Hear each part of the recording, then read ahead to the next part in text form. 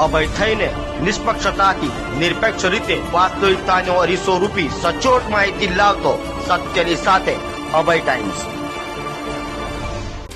Delhi car blast case બાદ ગુજરાત અને Surat police એલર્ટમાં છે, ત્યારે રાંદેરમાં મંદિર પાસેથી શંકાસ્પદ બેગ મળતા પોલીસે ત્વરિત તપાસ હાથ ધરી હતી, જો કે બેગ ખાલી હોય હાશકારો અનુભવાયો હતો।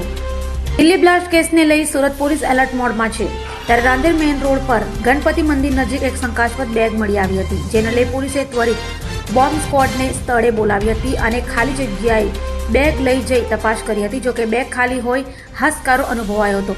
જો કે લાવારીસ બેગ કોણ મૂકી ગયું તે અંગે હાલ પોલીસે તપાસ હાથ ધરી છે।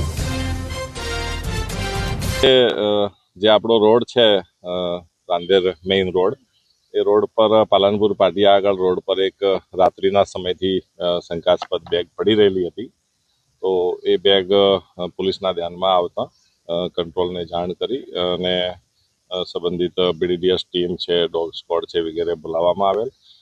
બેગને સલામતી ખાતર બીડીડીએસના સાધનો અને સ્નિફર ડોગથી ચેક કરવામાં આવેલ।